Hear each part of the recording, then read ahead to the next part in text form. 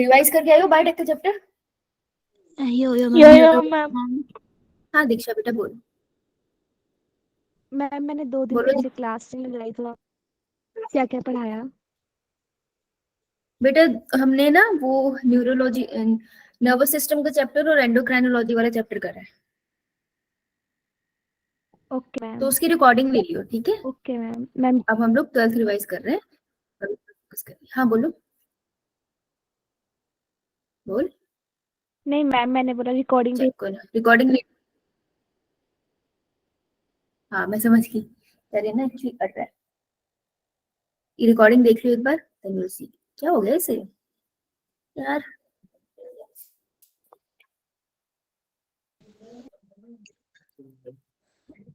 ये नहीं चाहता तुम्हें बोर्ड्स के क्वेश्चन करने आए? क्या बोल रहे हो? मैं कहा ये लगता है चाहता नहीं है कि तुम बोर्ड्स के क्वेश्चन कर पाओ। चल नहीं रहा सही से। ओके, बोर्ड की प्रिपरेशन हम आज से स्टार्ट करें। Today is what date? क्या तारीख है आज? 1 तारीख।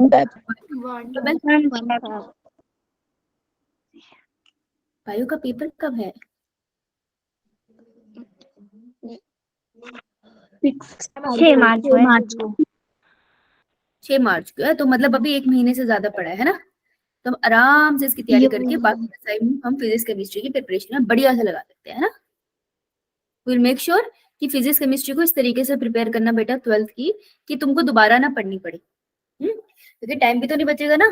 तो अप्रैल में तुम 11th पे फोकस करोगे, तो 12th की फिजिक्स केमिस्ट्री बहुत अच्छे से करना, राइट? ऑर्गेनिक केमिस्ट्री के काफी पार्ट आ जाता है उसके अंदर, है ना? कोऑर्डिनेशन कंपाउंड से बहुत क्वेश्चन आते हैं, इजी वाले चैप्टर्स भी आते हैं, राइट? सो मेक श्योर कि बहुत अच्छे से प्रिपरेशन करना। इसलिए बायो यहीं करा रही हूँ, फिजिक्स केमिस्ट्री तुम आराम से बैठ के कर पाओ, राइट? अब अगर तुम रिवाइज करके आओ तो तुमको इजी रहेगा, रिवाइज नहीं करके आओगे तो आज तुमको समझ आ जाएगा कि आगे से कैसे पढ़ के आना। ठीक है, स्टार्ट करूँ? यो मैम। ठीक है, ओके। तो बोर्ड्स प्रिपरेशन हमारा चैप्टर है बायोटेक्नोलॉजी प्रिंसिपल एंड प्रोसेसेस। लंबा चैप्टर है तो मोस्ट प्रोबेबली 2 लेक्चर लग जाएंगे, देखते हैं कितना लगता है। तो इस यूनिट में आपके 2 चैप्टर आते हैं, चैप्टर ये वाला और दूसरा। देखो छोटे छोटे क्वेश्चन इस चैप्टर से बहुत सारे बन सकते हैं, स्मॉल वाले क्वेश्चन, राइट? जैसे 2 मार्क्स के क्वेश्चन इससे बन सकते हैं, इससे 1 मार्क के क्वेश्चन भी बन सकते हैं। और 2 प्रोसेसेस है इसके अंदर, दैट इज पीसीआर और जेल इलेक्ट्रोफोरेसिस। तो उससे आपका क्वेश्चन बन सकता है बहुत आराम से। What is PCR, principle of PCR, uses of PCR, steps of PCR.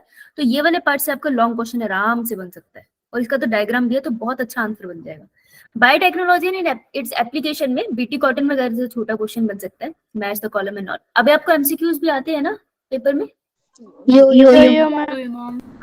तो वो तो बन सकते हैं, उसके अलावा थोड़ा मतलब एक पूरा प्रोसेस बन जाएगा। जैसे व्हाट इज आरएनए इंटरफेरेंस, एक पूरा टॉपिक, इससे थोड़े आपको लेंथी क्वेश्चन बन जाएंगे। 1 कंप्लीट टॉपिक, मतलब जो भी टॉपिक पढ़ोगे ना 1 कंप्लीट टॉपिक से क्वेश्चन बन सकता है यो मैम। यहाँ पे, ठीक है जी? सो हम आज कोशिश करते हैं बायोटेक्नोलॉजी प्रिंसिपल एंड प्रोसेसेस को कवर करते हैं, ठीक है? सबसे पहला पेज ये है आपका एनसीईआरटी का, है ना? तो देखो, अगर आपको क्वेश्चन, पहले मैं तुमको थोड़ी सी थ्योरी करा रही हूँ, फिर क्वेश्चन समझाऊंगी ताकि समझ आए।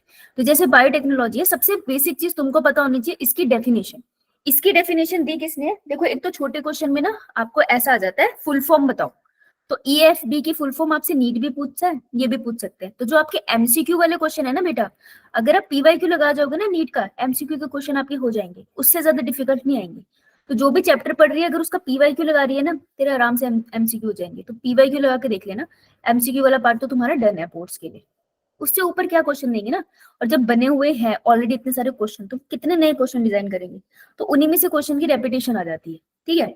अब आपको एक क्वेश्चन आते हैं शॉर्ट फॉर्म को फुल फॉर्म करो, ठीक है? तो फुल फॉर्म वाले क्वेश्चन तो मतलब बहुत कॉमन चीज है, आने चाहिए, तो वो आपको रिवाइज ही करना पड़ेगा। तो एनसीईआरटी में ऊपर ही लिख दो ईएफपी, और उसके आगे उसकी फुल फॉर्म लिख लो यूरोपियन फेडरेशन ऑफ बायोटेक्नोलॉजी, ठीक है? मैं तो ऐसे करती थी, शॉर्ट वर्ड को फुल फॉर्म करके ऊपर लिख लेती थी बुक पे, राइट? अब उन्होंने डेफिनेशन ऑफ बायोटेक्नोलॉजी दी है, and the integration of natural science and organisms, cells उसके part and molecular analogue for product and services. बड़ी अजीब सी डेफिनेशन है, बड़ी टेक्निकल डेफिनेशन है ये, लेकिन इसको लर्न कर लोगे तो बेहतर रहेगा। अगर एक छोटा सा क्वेश्चन आएगा व्हाट इज बायोटेक्नोलॉजी ना, एक डेफिनेशन लिखना बहुत अच्छा हो जाएगा, ठीक है? तो this is a definition, definition आनी चाहिए यार, डेफिनेशन पे बहुत क्वेश्चन बन सकते हैं।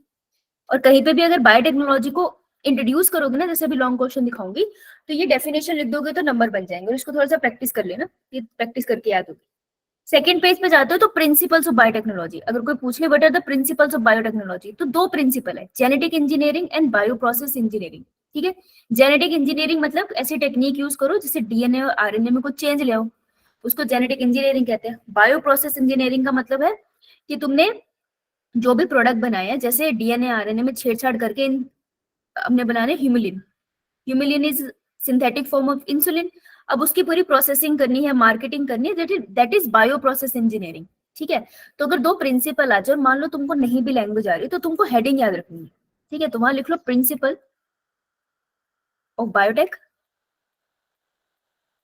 और उसके नीचे दो हेडिंग को अच्छे से याद रख लेना, genetic engineering and bioprocess engineering. हमेशा ना हेडिंग को अच्छे से बनाया करो आंसर में। तो जैसे मैंने लिखा, मान लो मैंने लिखा जेनेटिक इंजीनियरिंग, मैं ऐसे नहीं लिखूंगी, मैं हेडिंग ऐसे लिखूंगी, जेनेटिक इंजीनियरिंग। देखो हो सकता है किसी की हैंडराइटिंग बहुत खराब हो तुम में से, तो फिर उसका क्या सॉल्यूशन है, सबसे बढ़िया सॉल्यूशन होता है आप उसको कैपिटल में लिखो, क्योंकि कैपिटल में चीजें लगभग सही दिखती है। तो इसको मैं ब्लैक पेन से जेनेटिक इंजीनियरिंग लिख लेती, या फिर मैं ब्लू पेन से लिखती और ब्लैक पेन से इसके नीचे लाइन लगा देती। ठीक है, तो ये बढ़िया सी हेडिंग बन गई ना। यो मैम। ये ज्यादा चीजें इसके अंदर लिखने के लिए है नहीं। मान लो ये 4 लाइन की है डेफिनेशन, मेरे को मुश्किल से 2 ही याद है, मैं क्या करूंगी, फिर मैं हेडिंग के नीचे यहाँ से अपना आंसर लिखूंगी, लाइन मत छोड़ना, यहाँ से आंसर लिखूंगी। अगर मेरे को हेडिंग के आगे बहुत कुछ लिखना है तो मैं फिर उसके आगे से स्टार्ट कर सकती हूँ लिखना, ऐसे लिखते हैं ना हम लोग। यो मैम। तो अगर आपके पास ज्यादा कंटेंट नहीं है तो उस हेडिंग के नीचे से लिखो और साफ साफ लिखो। साफ साफ लिखने का तरीका होता है कि आप थोड़ी जगह छोड़ दो, तो हेडिंग बना दी, उसके नीचे से आपने लिखना स्टार्ट कर दिया। ठीक है, तो ये दो प्रिंसिपल है, ये रट्टा था। अब आते हैं आगे, रिस्ट्रिक्शन एंजाइम। देखो आपको ना इस चैप्टर में कुछ पार्ट से क्वेश्चन ना सीधा सीधा आ जाएगा, जैसे मैं तुम्हें क्वेश्चन दिखा सकती हूँ। फॉर एग्जाम्पल ये डिस्क्राइब ब्रीफली द फॉलोइंग। ठीक है, अब ये क्वेश्चन लॉन्ग हो सकता है, ये हो सकता है आपको दे रखा हो 5 मार्क का।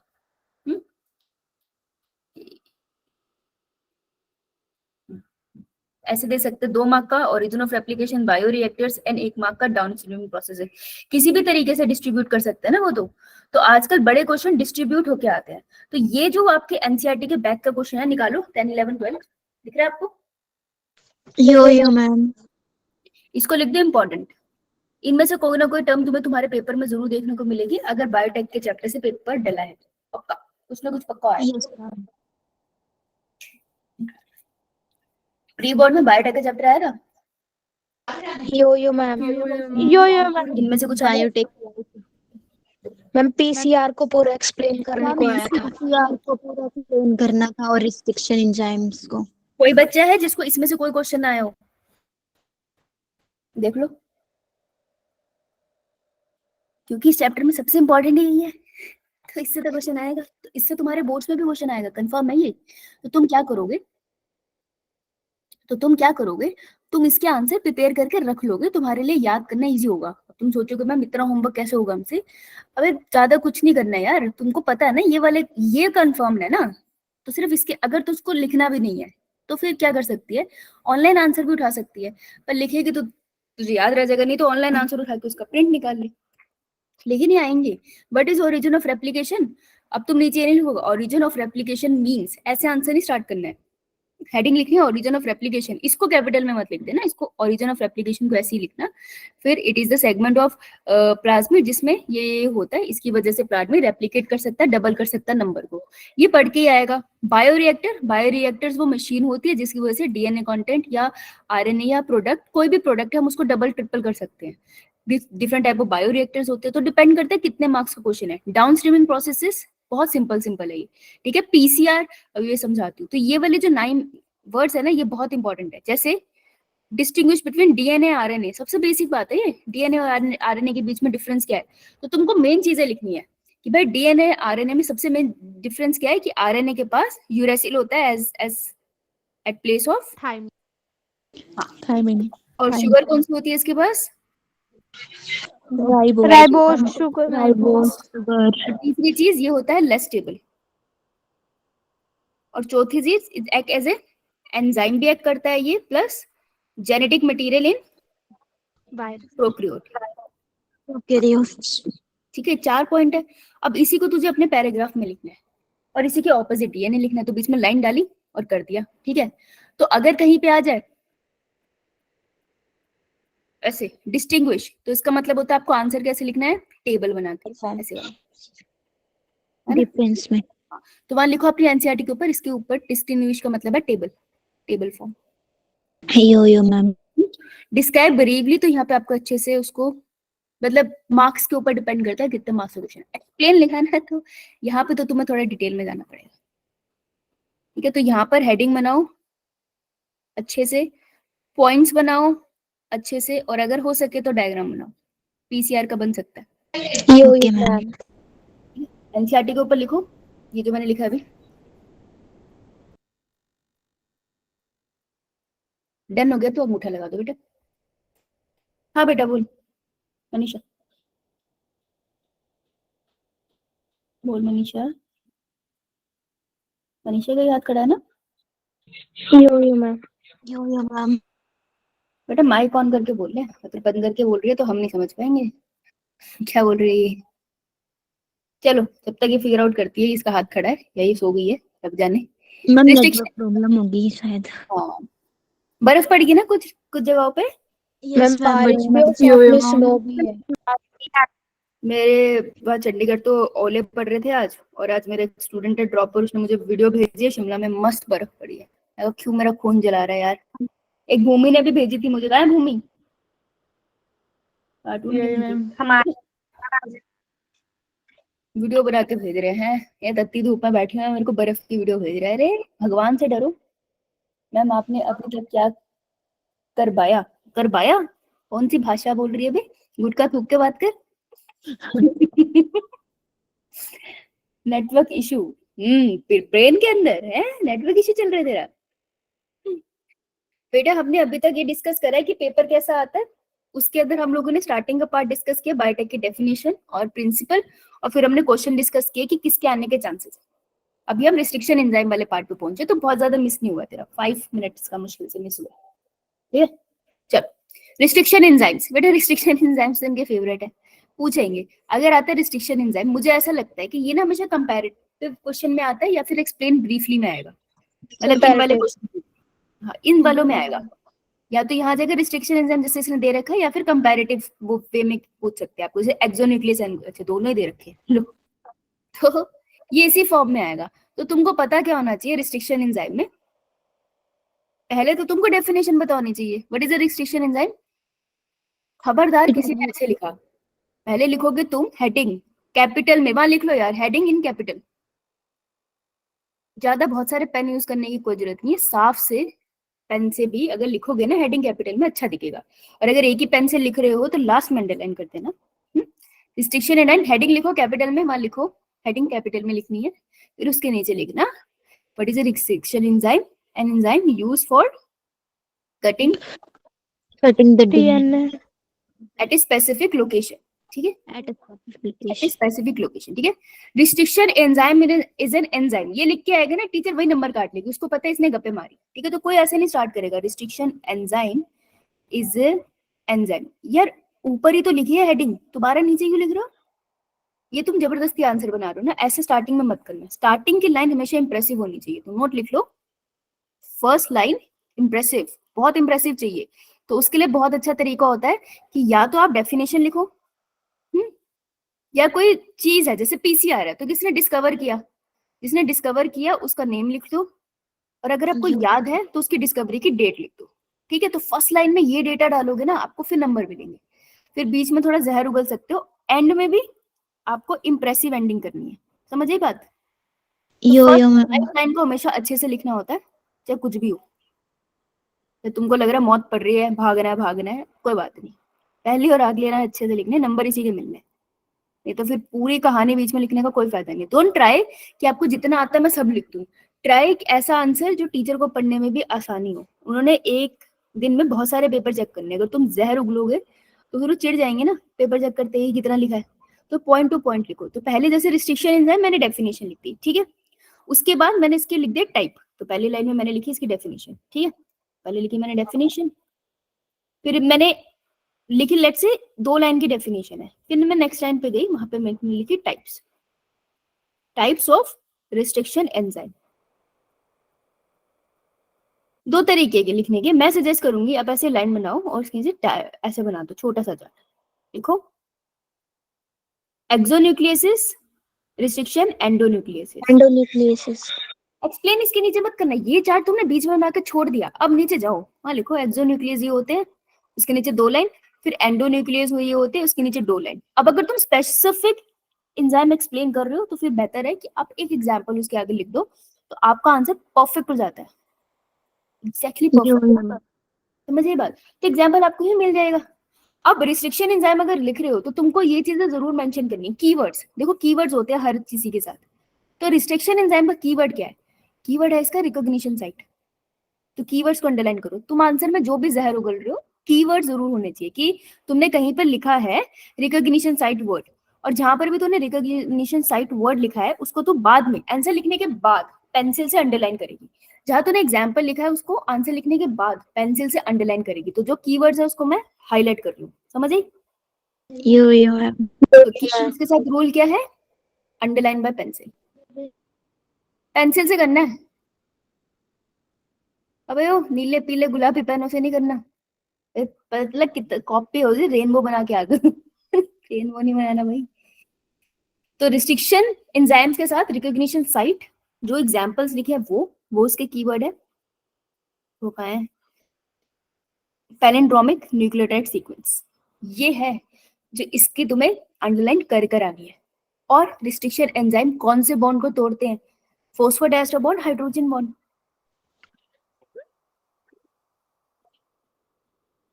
ये कट करते हैं शुगर फॉस्फेट की बैकबोन को, दैट इज फॉस्फोडाइएस्टर बॉन्ड के पास कट लगाते हैं, फिर हाइड्रोजन बॉन्ड उस एरिया से ब्रेक हो जाते हैं, ठीक है? तो पहले ये फॉस्फोडाइएस्टर बॉन्ड तोड़ते हैं। तो ये कीवर्ड है, जैसे तो अपने आंसर में लिखेगी इसको फिर अंडरलाइन कर देगी। डीएनए लाइगेज बाद में आकर इन सेगमेंट्स को जोड़ता है, ठीक है? तो रिस्ट्रिक्शन एंजाइम जब लिखूंगी तो मैं इन कीवर्ड्स को पेंसिल से अंडरलाइन करूंगी, उसके बाद क्यों कोई नंबर काटेगा, तुम्हारे आंसर परफेक्ट है, ठीक है? तो आप आंसर लिखते हो उसके नंबर क्यों नहीं लिखते, लिखने का तरीका गलत होता है, आप ये नहीं समझ पाते उसको लिखना कैसे। तो अगर मैं इसको ऊपर ले जाऊं और हम यहाँ समझे, यहाँ तक लिख लेते हैं कि अगर हमने हेडिंग लिख दी, क्योंकि रिस्ट्रिक्शन एंजाइम पे तो क्वेश्चन आना ही है ना, रिस्ट्रिक्शन एंजाइम। तो मैंने क्या किया, देखो अगर तो 1-2 नंबर का क्वेश्चन है तो इतना ज्यादा करने की कोई जरूरत नहीं है। डेफिनेशन लिखो, 2 टाइप ऑफ रिस्ट्रिक्शन एंजाइम लिख दो, स्पेसिफिक सीक्वेंस पे काटता है, उसको बस 2-3 लाइन में उसके प्रोसेस को ना कंप्लीट कर दो और बस मेन वर्ड को अंडरलाइन कर देना। तो रिस्ट्रिक्शन एंजाइम होगी, तुमने इसके साथ क्या किया, डेफिनेशन लिख दी, ठीक है? उसके बाद इसकी टाइप्स लिख दी, ठीक है? उसके बाद इसका वर्किंग लिख दी, ये कैसे वर्क करता है, तो उसके अंदर तुम सारे वर्ड आ जाएंगे, तुम्हारी पैलिंड्रोमिक सीक्वेंस का वर्ड आ जाएगा, है ना? अब देखो अगर तो ये सिर्फ 2 मार्क्स का क्वेश्चन है ना, 2 मार्क्स है, तो यार फिर तुमको ये एक्सप्लेन करने की जरूरत नहीं है पैलिंड्रोमिक सीक्वेंस क्या है, सिर्फ लिखोगे it it cut the fragment of DNA at palindromic sequence, सिर्फ इतना लिखना बहुत है, फिर एक्सप्लेन नहीं करना उसके अंदर, ठीक है? फिर कट सेगमेंट कैसे ज्वाइन हो गए, उसमें वो वर्ड ऐड करती है, जैसे लाइगेज, लाइगेज से वो ज्वाइन होते हैं। कौन से बॉन्ड काटे उसने? Phosphodiester bond. ये कीवर्ड्स है, तो जो कीवर्ड्स है उनको क्या करना है? Pencil underline. पेंसिल से करना है अंडरलाइन, क्लियर? यो मैम। तो ये कर लेना, और मैं सजेस्ट करूंगी अभी तुम्हारे पास टाइम है, अभी इतना प्रेशर भी नहीं बना है, कुछ मत करना, ये जो पार्ट है ना क्वेश्चन की इसको करके रख लेना। अभी मेरे पास भी टाइम है, तुम भर के मेरे को फोटो भेजोगे मैं कर दूंगी, बाद में करोगे तो मेरे पास भी टाइम नहीं होगा, क्योंकि तब मैं भी लीव पर होंगी ना, मतलब उस टाइम पे क्लासेस ऑफ होंगी, राइट? तो अभी करके भेज देना, मैं साथ साथ चेक कर दूंगी, जो कमी होगी मैं तुम्हें व्हाट्सएप में। देखो, step on formation of recombinant DNA by action of restriction endonuclease enzyme EcoR। EcoR1 का इन्होंने स्टेप्स लिखे हैं। अगर बड़ा क्वेश्चन था restriction endo, what is restriction endonuclease, explain the working of restriction endonuclease, and let's say this question is of 5 marks। तो अगर ये क्वेश्चन 5 मार्क्स का था, ये सेम क्वेश्चन अगर ये 5 मार्क्स का था, तो फिर मैं क्या ऐड कर दूंगी इसके अंदर? डायग्राम। डायग्राम से अगर तुमको कुछ भी नहीं आता ना, डायग्राम बना के उसी को नीचे एक्सप्लेन कर दो, नंबर मिल जाते हैं। ये देखो फर्स्ट स्टेप है, पहले स्टेप पे हम दोनों में कट लगाएंगे, सेकंड स्टेप रिस्ट्रिक्शन एंडोन्यूक्लियस से काट देंगे, एरो से ही देख लेना। थर्ड स्टेप उनको लाइगेज से जोड़ दिया जाएगा, रिकॉम्बिनेंट डीएनए बन गया। ये थर्ड स्टेप तुम एक्सप्लेन कर सकते हो। तो ये तुमको कैसे करना है, ये तुमको भी देखना है, फिर घर पे बैठ के इसकी प्रैक्टिस करनी है। GATTC ये सीक्वेंसेस गलत मत लिखाना, क्योंकि फिर टीचर नंबर भी काट लेगी अगर ओवर स्मार्ट बनोगे तो यहाँ पे GA, क्योंकि इस डायग्राम में थोड़ी गलती है, GA के बीच में कट दिखाना था, गलत दिखाते हैं ये, ठीक है। तो GA के बीच में कट दिखाना है, और यहाँ एरर हो जाता है, कोई चक्कर नहीं, यहाँ पे जो है वही करना है आपको, राइट। तो ये क्या सीक्वेंस है, इको R1 यूज हुआ है, ये आपको पता होना चाहिए, ओके। तो डायग्राम को देखो, उसको रिकॉल करने की कोशिश करो, सुबह उठ के दोबारा देखो, एक बार ड्रॉ करने की कोशिश करो, 2-3 बार बिना देखे ड्रॉ अगर हो गए ना तो फिर तुमको याद रहेंगे। बस पेपर से पहले एक बार इनको बनाने की कोशिश कर लेना, ठीक है। कितनी छुट्टी है पेपर में बायो की? एक दो वन तो मैम ओनली एक छुट्टी। वन बेटा सबकी मैम डेट वन कॉमन छुट्टी है, only। सबकी मैम तो एक ही कॉमन छुट्टी है। है, एक ही छुट्टी है ना। तो जिस दिन तुम बायो से पहले कौन सा पेपर है? Chemistry. Chemistry.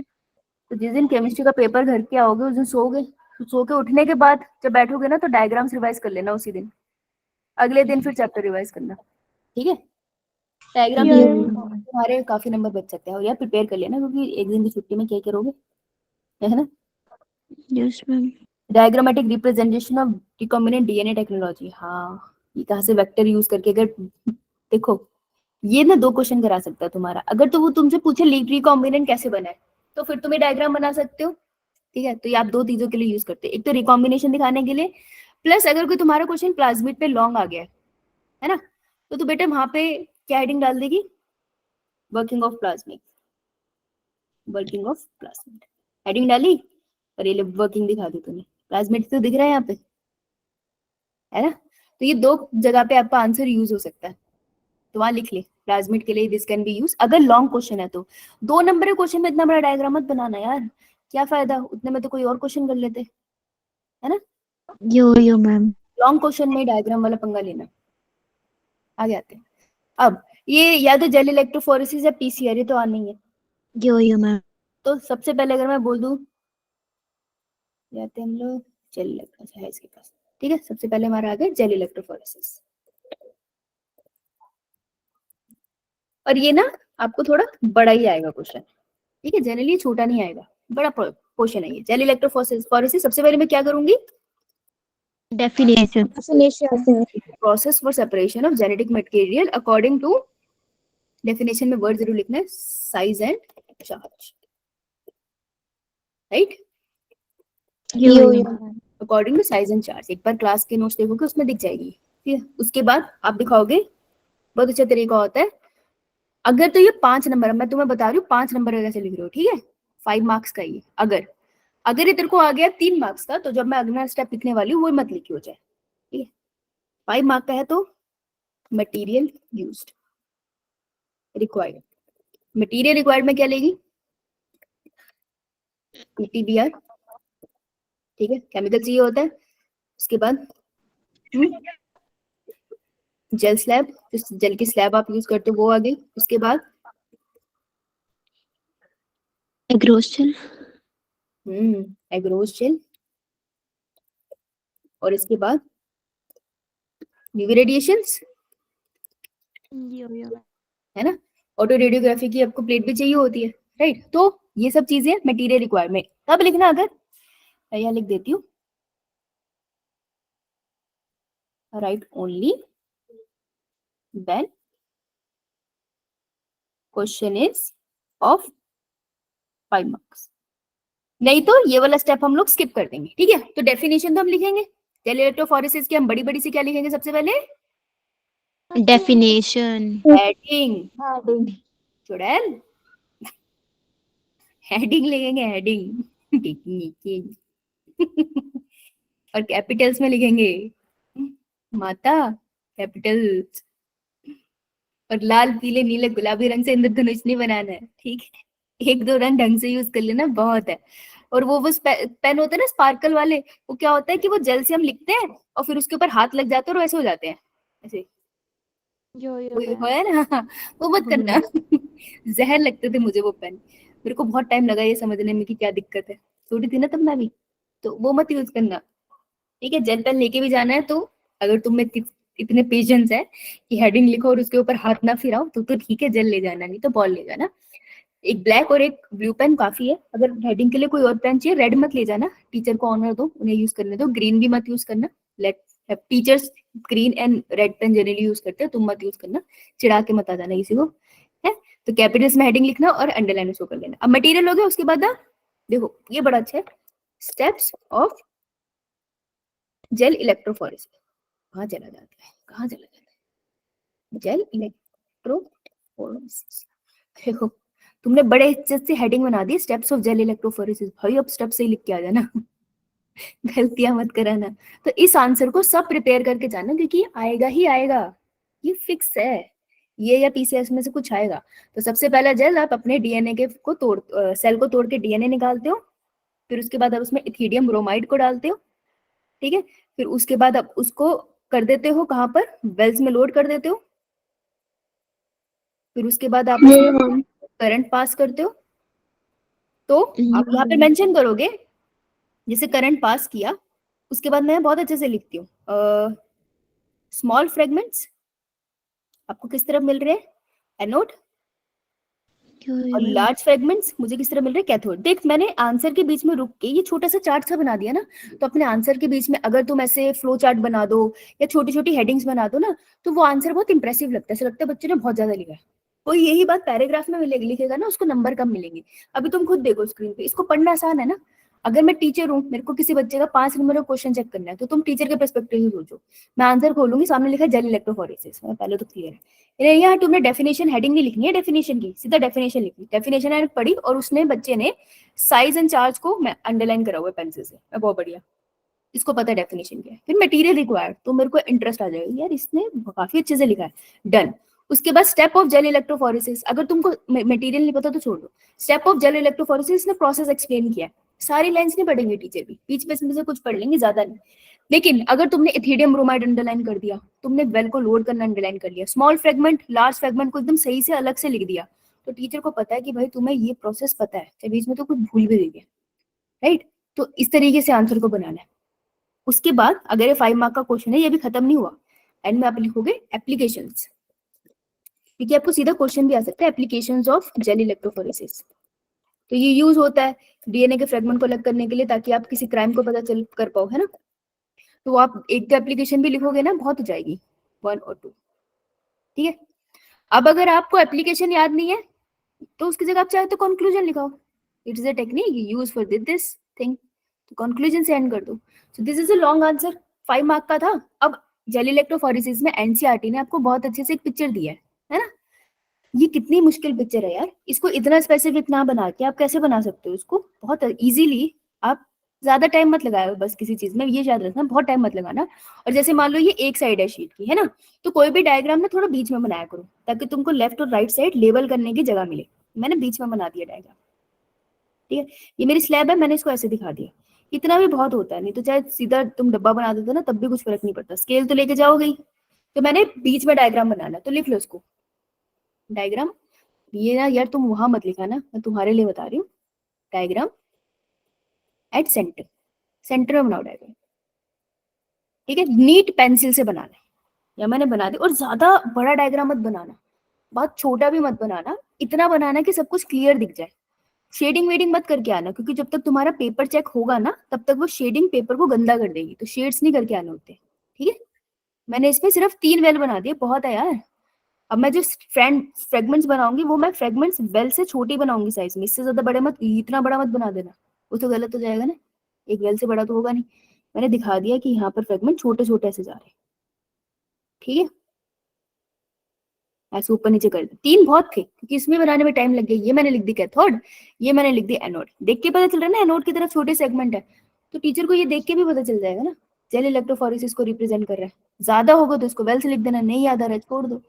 So this is a good representation. और डायग्राम के नीचे लिखना होता है कि किसका डायग्राम है, तो आप लिखो ए typical gel electrophoresis diagram, that's it, इतना बहुत है।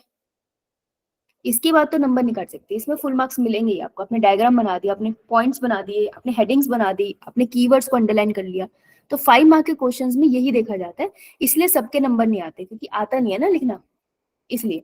तो क्या बनाना है आपको, हेडिंग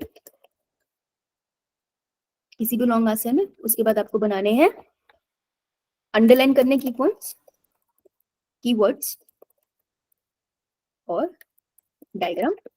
डायग्राम कैसे बनाना है, सेंटर में। एंड इसको लेबल कैसे अल्फाबेट में करें, लेबल कैपिटल। और लेबल किस तरफ करोगे, left side, right side, one side labelling. इसका क्या मतलब होता है,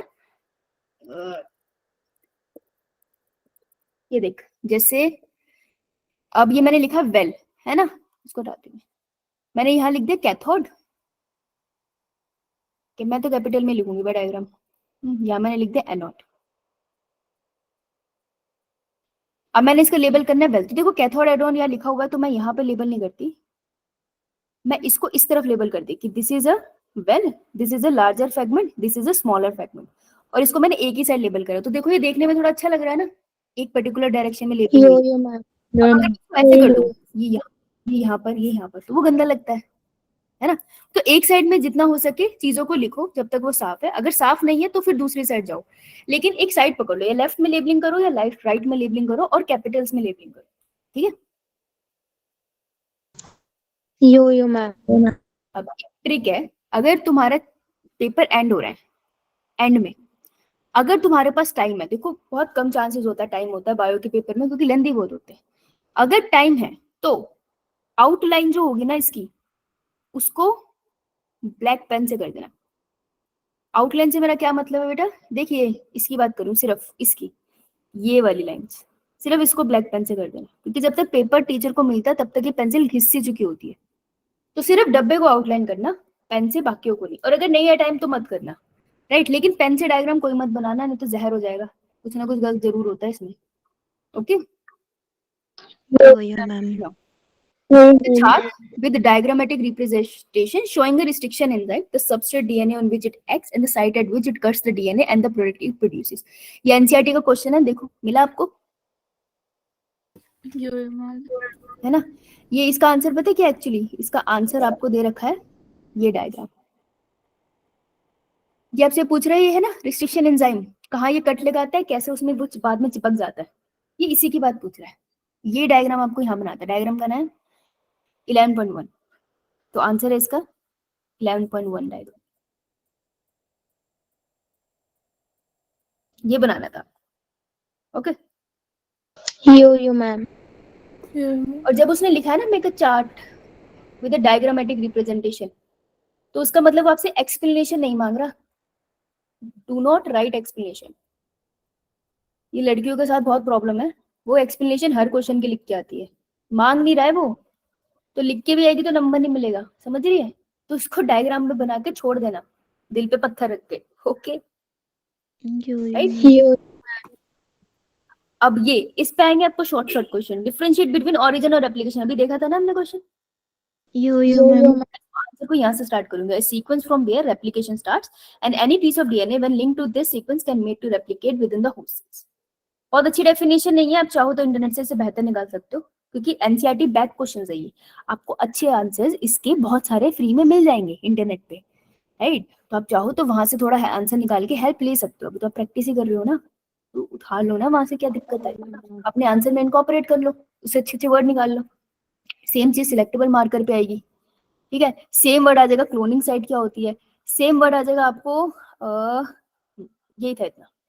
अब ये देखो क्लोनिंग वेक्टर पीबीआर 322, अगर आपको क्लोनिंग वेक्टर पे क्वेश्चन आ रहा है और क्वेश्चन आपका 2 मार्क्स का है, और तुमको क्लोनिंग वेक्टर पे ज्यादा कुछ आता नहीं होगा, इतना हम पढ़ते भी नहीं है, इन दैट केस आप पीबीआर 322 को बना के आ सकते हो। मैं सजेस्ट करूंगी इसको बनाना सीख लेना, क्योंकि ये इजी है, इससे आपको नंबर बहुत मिल जाएंगे। डब्बा बनाना है और यहाँ लिखना था पीवी संधु बंसल, एक बार लेक्चर देखना याद आ जाएगा।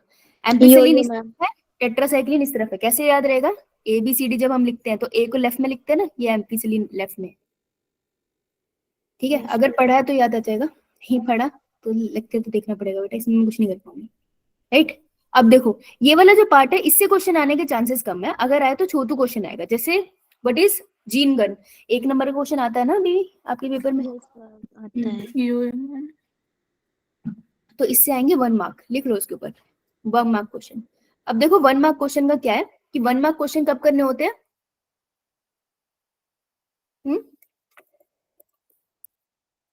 स्टार्टिंग में, एंड में? एंड में स्टार्टिंग में do all 1 mark question, 1 mark questions मैं बता रही हूँ, and MCQs in your sheet, answer sheet at the end, या सॉल्व करके रख ले कॉपी में अपने क्वेश्चन पेपर पे, लेकिन आंसर शीट में एंड में लिखियो। पता है क्यों? क्योंकि कभी कभार फिर पेपर चलते चलते आगे पीछे से सुनने में आवाज आ जाती है ना कि उसका आंसर ये नहीं था, तो फिर आंसर शीट लिख दिया तो जहर हो गया, अब तो ठीक कर नहीं पाएगी, है ना? तो वहां दिक्कत हो जाएगी। ऐसे ना जब बैठे पीछे से आवाज आती है, अरे तीसरे का आंसर सीधा तो इसलिए ये एंड में करने हैं। और हो सकता है तू आंसर लिखते लिखते कहीं पे किसी एक नंबर के क्वेश्चन का आंसर मिल गया, ऐसा बहुत बार होता है, किसी और क्वेश्चन में आंसर मिल जाता है, तो इसलिए ये वाले क्वेश्चन एंड में करने हैं। तो इसको क्वेश्चन पेपर पे सॉल्व कर लेना, ठीक है? एमसीक्यू को सॉल्व एट क्वेश्चन पेपर, क्योंकि एंड में सॉल्व ये ना हो ना, सॉल्व भी ना हो, क्वेश्चन पेपर में सॉल्व कर ले इसको, कोई चक्कर नहीं है, लेकिन एंड के 3 घंटे का पेपर है ना तुम्हारा, यो मैम सो लास्ट 30 मिनट्स में कर लियो इसे, ठीक है? लेकिन लास्ट 15 मिनट में मत बैठियो भाई, क्योंकि तब घबराहट में कोई क्वेश्चन छूट सकता है। ये क्वेश्चन वो होते हैं जो आपको पास कराते हैं। तो लास्ट के 30 मिनट में करना, ताकि तेरे पास इतना टाइम हो कि अगर एक आध क्वेश्चन नहीं समझ में आ रहा तो पूछा भी जा सके, है? बाकी तेरी सहेली तेरे को मदद भी करनी होगी, उसने तुझे कसम भी दी होगी, तेरे को अपनी कसम में मुझे बताती हो तो 30 मिनट रख लेना। किसी ना किसी की कोई ना कोई नमूनी दोस्त तो होगी जो बोल के गई होगी मुझे बताती हो, है ना? एग्जैक्टली। सब होते हैं एंड मौके पे, फिर वो जवाब ही नहीं देते। अरे ये जो दुख है ना बहन, ये सबने देखे हैं यो मैम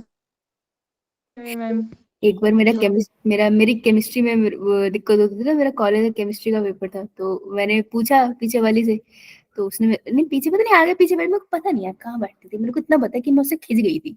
मैंने उससे पूछा उसने कहते मेरी मदद नहीं करी, लेकिन 2 लाइन छोड़ के अपनी सहेली की मदद कर रही थी, मेरी भी दोस्त थी यार वो, नॉन मेडिकल से थी। मेरा ना बड़ा मूड खराब हुआ, मैंने उसको बोला कोई बात नहीं, मैंने मन में सोचा तेरे को मैं देख लूंगी तो नहीं नॉन मेड की नहीं थी, मेडिकल की थी, हाँ मेडिकल की थी, लेकिन दूसरे बैच की थी। कॉलेज में तो बहुत ही बैचेस होते हैं, तो उस कम वक्त ने मुझे दिखाया नहीं, और पेपर के बाद ऐसे ना वो मुंह छुपा के नहीं भाग जाते हैं, वैसे से चली गई। तो फिर अगला पेपर जुआलॉजी का आ गया।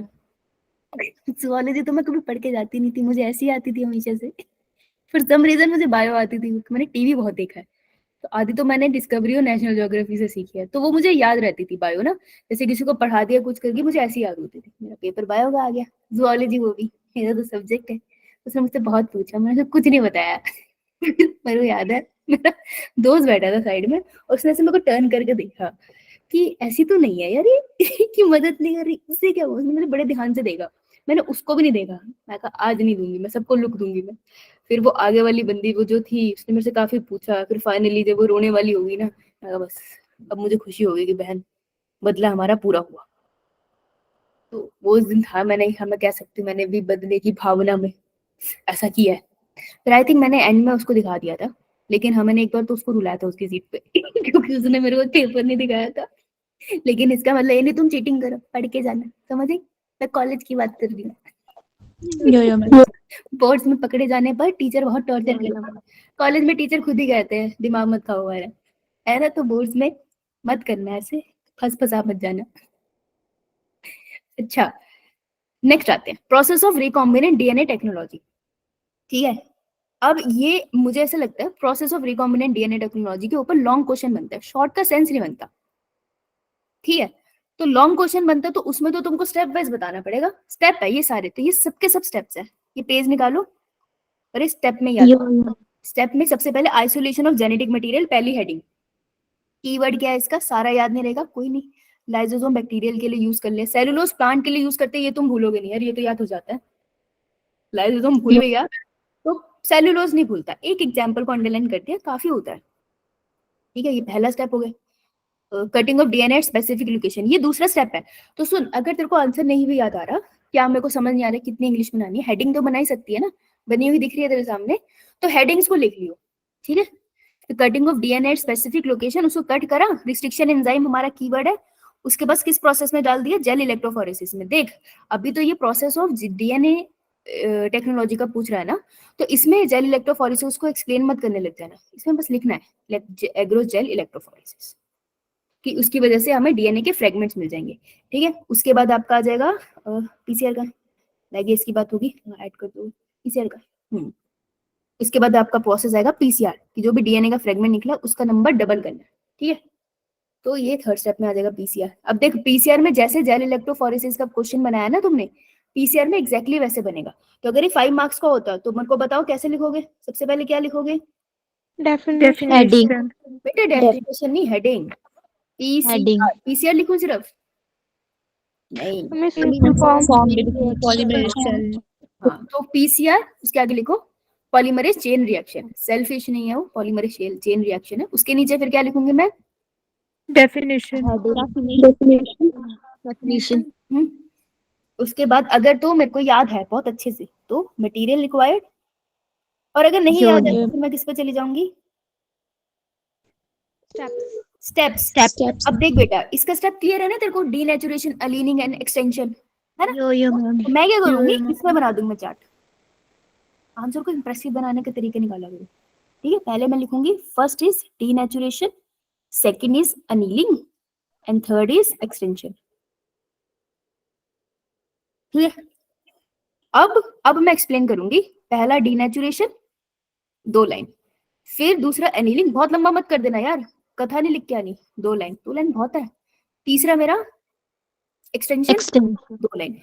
इसमें जो मेरा कीवर्ड रहेगा इसके अंदर टैग पॉलीमरेज, ठीक है, और प्राइमर कहाँ लगा है? 3 प्राइम एंड की तरफ लगा है जाकर, है ना, याद है? ये 3 प्राइम एंड होता है ना, हम लोग प्राइमर 3 प्राइम एंड की तरफ जाकर लगता है। ये वर्ड मेरे को वहां पर अंडरलाइन करने हैं। जब मैं ये 3 स्टेप लिखूंगी तब हो जाएंगे। लास्ट में I will draw the diagram. काफी लंबा आंसर हो गया ये, लिखोगे ना तो हाथ दुखेगा तुम्हारा, 1 पेज भर जाएगा इससे, लेकिन बहुत है। डायग्राम एंड में विल लाइक एप्लीकेशन वही होता है कि डीएनए के फ्रेगमेंट को डबल कर सकते हो। बेटा अगर नहीं मिलता मान लो तो तुमने डेफिनेशन लिखा है ना, उसके अंदर ही वैसे थोड़ी सी एप्लीकेशन आ जाती है इसकी, लेकिन अगर तुम्हारे पास टाइम है तो एक हेडिंग बना के बस 1 लाइन में लिखते ना इसकी एक एप्लीकेशन क्या है, ठीक है। और अगर तेरे पास बहुत सारे वर्ड्स ना हो ना, मतलब ऐसे बहुत सारे पॉइंट्स नहीं बनते, तो ना 1 2 3 मत लिखना, तब ना ऐसे स्टार बना देना, या फिर हैशटैग बना दिया, है ना, या फिर ऐसे पॉइंटर बना दिया, ऐसे थोड़ा टिक लगा दिया, ठीक है। तब न्यूमेरिकल नंबर मत लिखना अगर तुम्हारे पास पॉइंट्स ना हो। समझ रहे हो आंसर कैसे बनाना है? अबे समझ रहे हो कि सो गए? No ma'am. सही समझ रही हूँ मैं आपकी बात। लगता है आपके काफी नंबर कटे हैं स्कूल में। मेरा स्कूल में बच्चे कम आए थे, टेस्ट ही नहीं हुआ। अरे हाँ भाई मेरे बहुत खते, बताया नहीं ना किसी ने लिखते कैसे आंसर। यो मैम। और मैं तो वैसे भी ट्यूशन में पढ़ाते थे, मेरे को कभी समझ नहीं आया थ्योरी के आंसर कैसे लिखते हैं। मैं तो कब से नीट ही पढ़ा रही हूँ। फिर एक दिन नीट वाले बच्चे ने बोला मैम स्कूल का पेपर है, आंसर लिखना सिखा दो। मैं कहा अच्छा ये भी चीज होती है।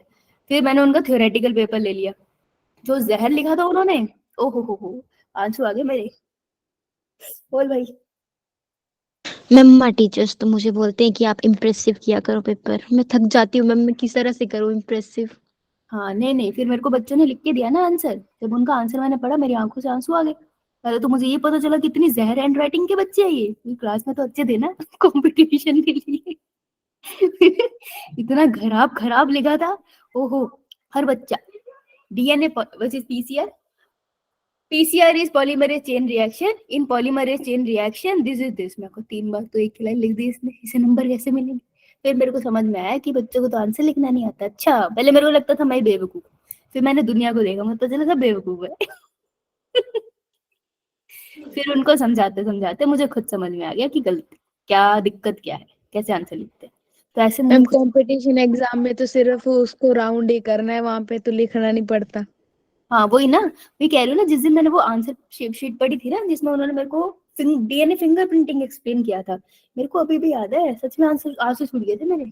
इतने प्यारे बच्चे थे मेरे, इतना गंदा लिखा था ना, कहीं पे कोई भी लाइन लिखी थी यार, कुछ भी लिख के आए थे।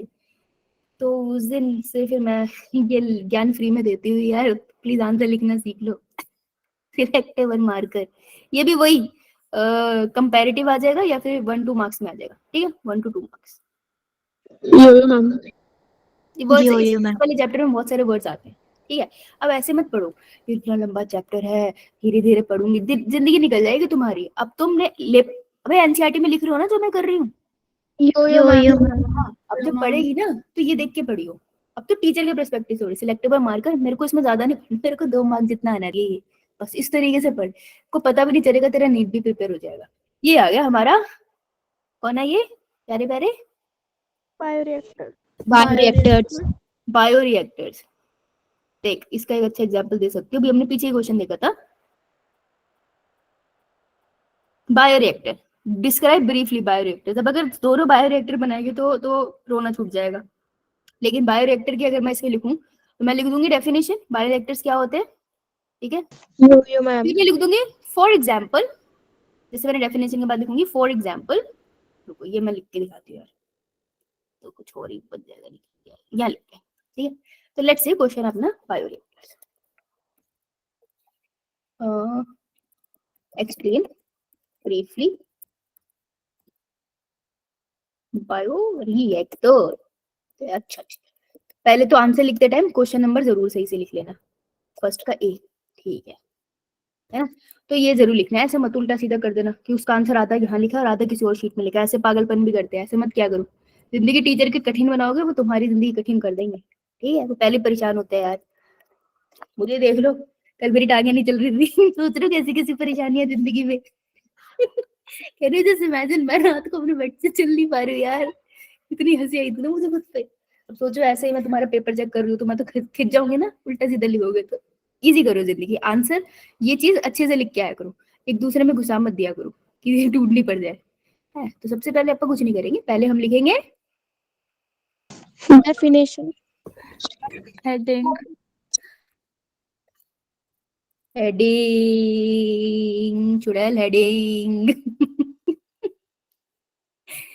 फिर हम लिखेंगे डेफिनेशन। डेफिनेशन। लिखते टाइम डेफिनेशन वर्ड मत लिखना यार, तुम हो बावले वैसे, ठीक है, ये वर्ड नहीं लिखना है।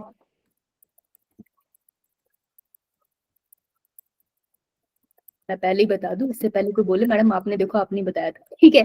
तो लेट्स से डेफिनेशन मेरी होगी 2 लाइन की, तो मैं बताना चाहती थी, मैं ये बताना चाह रही थी, लेट्स से मेरी डेफिनेशन 1-1.5 लाइन की होगी, बस इससे ज्यादा क्या ही होगी, कितना लिखोगे, कितनी होगी, ठीक है। यहाँ लगा दी मैंने फुल स्टॉप, फुल स्टॉप के बाद लिखूंगी मैं फॉर एग्जाम्पल। जब भी फॉर एग्जाम्पल लिखा जाएगा वो एक इंपॉर्टेंट कीवर्ड है, हमेशा उसको पेंसिल से अंडरलाइन किया जाएगा, और इसमें लिखूंगी for example 2 types of bioreactor. बताओ पॉइंट्स में लिखूं या फिर एक फ्लो चार्ट के फॉर्म में लिखूं। Flow chart. पॉइंट्स में। भैया सिर्फ 2 के नाम लिखने हैं ना, तो इसको पहले फ्लो चार्ट में लिख फिर पॉइंट्स में लिखिए, ठीक है। तो यहाँ पे लिख दिया मैंने पहला वाला, दूसरा वाला। अब वो ये तो ब्रीफली एक्सप्लेन, तो इतना एक्सप्लेन करने की जरूरत नहीं है, ठीक है। इसमें से अगर ये थोड़ा लंबा आ जाता तो फिर एक वाले को थोड़ा सा हेडिंग डाल के एक्सप्लेन कर देती, फिर दूसरे को थोड़ा सा एक्सप्लेन कर देती, ठीक है। लास्ट में, क्योंकि अब इसमें मैंने अगर ये मान लिया मैंने एक्सप्लेन नहीं किया है ना, सिर्फ बायोरिएक्टर से ब्रीफली एक्सप्लेन बोला था, मैं ज्यादा एक्सप्लेन नहीं किया। अब मैं इसका ना एप्लीकेशन लिखूंगी, लेकिन इसकी एप्लीकेशन मुझे लिखनी पड़ेगी, एप्लीकेशन बोले यूजेस बोले, ठीक है। या फिर अगर कुछ भी नहीं लिखना, नहीं एप्लीकेशन यूजेस में से तो लिखना पड़ेगा, एप्लीकेशन यूजेस लिखूंगी और एंड में कंक्लूजन लिख लूंगी। वैसे कंक्लूजन और एप्लीकेशन काफी हद तक सेम होगा इसका, तो मैं सजेस्ट करूंगी कि तुम एप्लीकेशन लिखना, फॉर एग्जाम्पल लिखना जिसमें तुम दोनों टाइप एक्सप्लेन करके और उसकी हेडिंग डाल देना डेफिनेशन के साथ, इतने में ये आंसर सम अप हो जाता है, समझे। हम जो Yes, दोनों ma'am. पॉइंट्स की एप्लीकेशन एक मतलब एक ही एप्लीकेशन में आ जाएंगी दोनों पॉइंट्स की। हाँ बेटा, Yes, बायोरिएक्टर ma'am. का काम तो बस यही होता है कि आप में जैसे बैक्टीरिया है जो हीमोलिन बना रहा है, उस बैक्टीरिया को इसमें डाला, उसका प्रोडक्शन बढ़ा दिया, बैक्टीरिया बढ़ेगा तो मेरा प्रोडक्ट भी बनेगा। तो बायोरिएक्टर में बस हम प्रोडक्ट का अमाउंट इंक्रीज करना चाहते हैं, राइट। तो जब कॉन्सेप्ट You- पढ़े तो यू कैन मेक। हाँ विशाल बोलो। मैम जैसे ये 2 नंबर में आएगा तो इसकी हेडिंग डेफिनेशन और फॉर एग्जांपल ही करना है ना, 2 नंबर का आएगा तो एप्लीकेशन लिख दियो, यो इसकी यो मैम। एप्लीकेशन 2 लाइन की आएगी मुश्किल से, एप्लीकेशन लिख दियो, ये तो इनकम्प्लीट हो जाएगा, क्योंकि तूने यो इसके पॉइंट एक्सप्लेन नहीं करे ना एग्जांपल्स, तो इसकी एप्लीकेशन लिख दियो फिर, ठीक है, क्योंकि सबसे इंपॉर्टेंट इसमें एप्लीकेशन पार्ट ही है, ओके। यो यो अब हेडिंग वैसे में क्या लिखना है? है, हेडिंग में क्या बोल रहे हो बेटा, जोर से बोल रहे, हेडिंग में क्या लिखना है? किन में क्या लिखना है, हेडिंग हेडिंग में हो रही है। मैं तेरे चपेटे मार देनी है। बायोरिएक्टर ही लिखेगी और क्या लिखेगी? Thermal power plant. कूट दूं मैं तुझे पकड़ के है। ये होता है, ये क्लास के बीच में सो जाती है, फिर उठती है तो कहती है मैं कहा हूँ। मैम डायग्राम नहीं बनाना। और बेटा 2 नंबर में डायग्राम बनाएगी, तेरे पास बहुत टाइम है हैं? 5 नंबर का क्वेश्चन करेगी ना, इसी में डायग्राम बनाऊंगी मैं तेरे, 2 नंबर पक्का लेके जाऊंगी, बट डायग्राम नहीं बनाने इसमें। 2 नंबर का है, 2 मार्क्स बहुत है, 2 मार्क्स के हिसाब से भी, वो भी इसमें इतना था इसलिए लिखा है।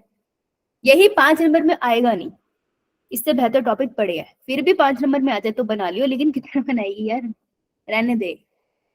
फिर भी अगर बहुत शौक है तो एक याद कर जाए वही बहुत है, वो भी ये वाला याद करके जाइए, लेकिन मत बनाइए यार इसकी हाँ, इस पे क्यों 5 नंबर का क्वेश्चन देंगे जब पीसीआर और जेल इलेक्ट्रोफोरेसिस जिंदा है इनके जीवन में। अब थोड़े से ये वाले क्वेश्चन नहीं, कौन से क्वेश्चन तुमको प्रैक्टिस नहीं करनी है, ध्यान से देखो। Can you list 10 recombinant protein which is used in medical practice है। इसको यूज करो इंटरनेट, अब इंटरनेट यूज करके बच्चा कुछ भी लिख सकता है, एनसीईआरटी में नहीं दी ना ऐसी चीज, तो ये क्वेश्चन प्रैक्टिस नहीं करना है, कट लगाओ उस पे, ऐसे क्वेश्चन नहीं आते। मेक अ चार्ट, ये वाला क्वेश्चन आ सकता है। From what you have learned can you tell whether enzymes are bigger or DNA is bigger? अरे how do you know? वो तुम्हारे इमेजिनेशन पे छोड़ने वाले क्वेश्चन नहीं देंगे, ऐसे तो बच्चे कुछ भी लिखाएगा, बच्चे खतरनाक होते हैं, ये क्वेश्चन नहीं आते। What would be the molar concentration of human, consult your teacher, जहां लिखा है ना consult your teacher, तो इसका आंसर वेरी कर जाएगा, ठीक है, 2.77 into 10 to power 28, ठीक है। लेकिन किसी किसी बुक में अलग हो सकता है, तो अगर डीएनए ये डेटा एनसीईआरटी में नहीं था तो तुमको नहीं आएगा क्वेश्चन, क्योंकि ये डेटा फ्लक्चुएट कर सकता है बुक टू बुक, ये नहीं आएगा। Do eukaryotic cell have restriction endonuclease, ये आ सकता है, नहीं होता उनके पास, जस्टिफाई करो अपना आंसर, ये आ सकता है, ये मैंने तुम्हें प्रेजेंटेशन में भी कराया, देखना। Beside better aeration and mixing property what other advantages do stirrer, हाँ देखो इन दोनों के बीच में डिफरेंस आ सकता है, इन दोनों के बीच में डिफरेंस आ सकता है, तो जब तू उसको पढ़ेगी ना बायोरिएक्टर, तो इनके बीच में डिफरेंस भी पड़ेगी कि ये ज्यादा बेटर है इसके कंपैरिजन में, क्योंकि इसमें ऑक्सीजन बबल बनते हैं, ज्यादा एरिया बनता था। जब पढ़ेगी तो समझ आएगा, मैं तुझे आंसर राइटिंग बता सकती हूँ, पढ़ना तुझे खुद पड़ेगा, जब पढ़ेगी तुझे समझ आएगा, तो ये आपको बता रहा है उन दोनों के बीच में डिफरेंस, तो इन दोनों के बीच में डिफरेंस आ सकता है, ये क्वेश्चन बन सकता है, नो डाउट। सीधा भी बन सकता है, ये तो कॉम्प्लिकेट कर रहे हैं, सीधा भी बन सकता है। Collect 5 example of palindromic sequences, देखो ये नहीं आएगा क्वेश्चन, लेकिन एक छोटा क्वेश्चन बन सकता है 1 mark, what is palindromic sequence, यो ठीक है। तो पैलिंड्रोमिक सीक्वेंस आएगी तो तुमको एक तो ये लिखना पड़ेगा उसकी definition, what is palindromic sequence, एक तुम लिखोगे डेफिनेशन, इसका आधा नंबर मिलेगा, दूसरा तुम लिखोगे एग्जाम्पल, इससे तुम एक्सप्लेन करोगे।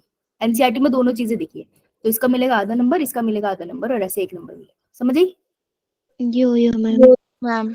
Can you recall meiosis and indicate what stage of recombinant DNA in depth, कीटीन है लेकिन यहाँ नहीं चाहिए हमें। Can you think and answer how a reporter enzyme can be used to monitor transformation of cell by foreign DNA in addition to selective organ? NCERT में चाहिए, देख काट, तो प्रैक्टिस के लिए 2nd, 5th, 6th एंड ये वाले more than enough. आप कहीं पे भी लिख लो एनसीईआरटी बैक क्वेश्चन आंसर्स, आपको आई थिंक सीबीएसई के साइट पे भी मिलते हैं और वैसे भी आपको मिल जाएंगे, आपको मदद हो जाएगी आंसर राइटिंग में। नहीं तो अगर आपको किसी का पीडीएफ मिलता है तो उसको सीधा प्रिंट निकलवा लेना और अंडरलाइन कर लेना, वो भी तो सही है ना? लेकिन मोबाइल में स्क्रीनशॉट लेके मत रखना, वो तो तुम जन्मों जन्मों तक ठीक नहीं करते कभी, है ना? ये हंस रही है, अभी पूछ लो ना 4 लोगों के नंबर कितने आते, कहते मजाक है, इसके बाद जवाब